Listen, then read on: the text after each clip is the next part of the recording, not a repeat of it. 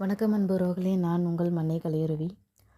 சாத்தான்குளம் இரட்டை கொலை வழக்கு அதில் வந்துட்டு லாக்அப் டெத்தில் நீதிபதி முத்துக்குமரன் அவர்கள் சில வார்த்தைகளை பயன்படுத்தியிருக்காங்க. என்ன அப்படின்னா, அவர் மனசு ரொம்ப வருத்தப்பட்டு சொல்லியிருக்காது, இந்த வழக்கு அரிதிலும் அரிதான வழக்கு, அதனால் இதை நம்ம அவ்வளோ எளிதாக கடந்து போக முடியாது அப்படின்னு சொல்லியிருக்காரு. அதே மாதிரி பாதுகாப்பு கொடுக்க வேண்டிய காவல்துறையே அவங்க 2 பேரையும் கொலை செஞ்சதால் வேலையே பயிரை மிஞ்சிடுச்சு அப்படின்னு சொல்லியிருக்காரு. அது மட்டும் இல்லாமல் இவங்களோட வயது, இவங்க குடும்ப சூழ்நிலை, தாயாரோட வயது இதையெல்லாம் காட்டி நாம் இவங்களுக்கு ஈவு இரக்கம் காட்ட முடியாது.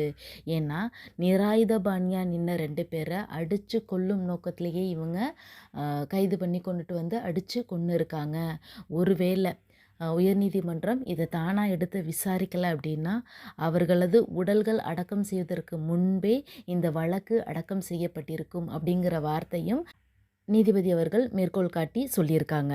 அதே போல் அந்த குடும்பத்தினர், அதாவது பென்னிக்ஸ் அவர்களோட தாயாரோட கண்ணீருக்கு நம்மளால் பதில் சொல்ல முடியாது, அது ஈடு இணை இல்லாதது அப்படின்னு சொல்லி தன்னோட வருத்தத்தை தெரிவிச்சிருக்காரு.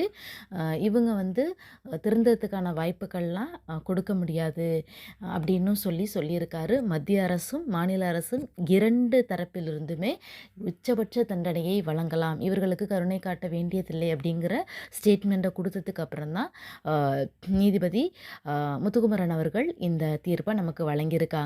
இது எல்லாம் சொல்லி முடிச்சுட்டு தீர்ப்பு எழுதுனதுக்கு அப்புறம் தீர்ப்பு எழுதிய 9 பேருக்கும் மரண தண்டனை வழங்கி தீர்ப்பு எழுதிய அந்த பேனாவோட முனையை முறிச்சிட்டு தான் கீழே வச்சிருக்காரு நீதிபதி முத்துக்குமரன் அவர்கள்.